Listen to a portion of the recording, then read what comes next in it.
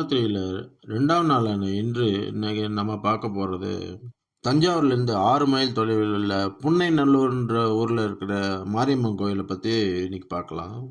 சக்தியின் வெளிப்பாடான மாரியம்மன் தேவி நீண்ட காலமாக இங்கு எறும்பு புற்றின் வடிவத்தில் தான் வழிபடப்பட்டு வந்தார். 18ஆம் நூற்றாண்டில் தான் இங்கு ஒரு கோயில் கட்டப்பட்டது. ஒரு சமயம் சிவபெருமான் தஞ்சன் அசுரன் என்ற அசுரனை எதிர்த்து போரிட வேண்டியிருந்தது. போரை நடத்துவதற்கு முன்பு சிவன் 8 திசைகளிலும் அஷ்டசக்திகளில் ஒருவரை நிறுவியதாக கதை கூறுகிறது. கிழக்கு திசையில் நிறுவப்பட்ட சக்தி தான் இப்போது நாம் பார்க்க போகும் பொன்னைநல்லூர் மாரியம்மன் என்று அழைக்கப்படுகிறது. மராட்டி மன்னர் வெங்கோஜி மகாராஜா சத்ரபதி மாரியம்மனின் பக்தர். சமயபுரம் மாரியம்மன் என்ற மற்றொரு சக்தி வாய்ந்த கிராம தெய்வத்தை தரிசிக்க திருச்சிராப்பள்ளிக்கு யாத்திரை செல்ல முடிவு செய்தார். வழியில் ஒரு மரத்தின் நிழலில் ஓய்வெடுத்தார். திடீரென்று அவரது கனவில் மாரியம்மன் தோன்றி தஞ்சாவூரிலிருந்து சுமார் 3 மைல் தொலைவில் உள்ள புன்னை மரங்கள் நிறைந்த காட்டில் தன்னை காணலாம் என்று கூறினார். மன்னர் அந்த இடத்திற்கு விரைந்து வந்தார். அங்கு ஒரு புற்று அல்லது ஒரு வெள்ளை நிற புற்றை கண்டார். இந்த எறும்பு புற்றின் மீது அவர் பொன்னைநல்லூர் மாரியம்மன் கோயிலின் தற்போதைய அமைப்பை கட்டினார். மராட்டா ஆட்சியாளரான துல்ஜா மற்றும் சரபோஜி ஆகியோரும் இங்கு வழிபாடு செய்து தங்கள் ஆட்சி காலத்தில் கோயிலை புதுப்பித்தனர். தஞ்சாவூரைச் சேர்ந்த துல்ஜா ராஜாவின், அதாவது 1729 35ஆம் ஆண்டு வரை வாழ்ந்த துல்ஜா ராஜாவின் மகள் ஒரு நோயால் தனது பார்வையை இழந்து இந்த கோயிலில் வழிபாடு செய்த பிறகு மீண்டும் பார்வை பெற்றதாக கூறப்படுகிறது. இந்த மாரியம்மன் கோயில் இன்றும் தஞ்சாவூர் அரச குடும்பத்தின் சந்ததியினரால் பராமரிக்கப்படுகிறது. தேவி தனது பக்தர்கள் அனைத்து உடல் நோய்களையும் குணப்படுத்துகிறாள். ஒரு கச்சிகரமான ஆனால் கருணையுள்ள வடிவம் இங்கே காணப்படுகிறது. மனித உடலின் பல்வேறு பாகங்களின் மண் பிரதிகள் இந்த கோயிலில் வைக்கப்பட்டுள்ளன. இங்கு வந்து ஒரு வாரம் பிரார்த்தனை செய்யும் பக்தர்கள் தினமும் நடைபெறும் 4 பூஜைகளின் போது வழங்கப்படும் பால் குடித்தால் அனைத்து வகையான உடல்நல பிரச்சனைகளிலிருந்து விடுபடுவார்கள் என்பது கூறப்படுகிறது. பொன்னைநல்லூர் மாரியம்மன் கோயிலின் பிரதான நுழைவாயிலில் 7 நிலைகளை கொண்ட ராஜகோபுரம் சமீபத்தில் கட்டி முடிக்கப்பட்டது.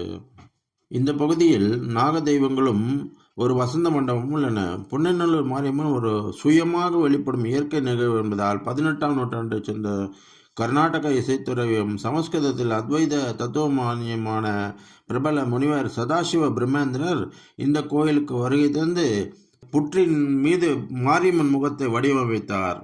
எனவே சிலைக்கு அபிஷேகம் செய்யப்படுவதில்லை. அதற்கு பதிலாக தெய்வத்தின் உருவம் மீது புனுகு பூசப்பட்டிருக்கும்.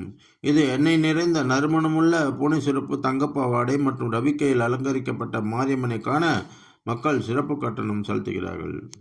அழகாக மடிப்பு செய்யப்பட்டு துணியால் ஆனது போல் செய்யப்பட்ட இந்த பாவாடை உண்மையிலே ஒரு அற்புதமான அலங்காரமாகும்.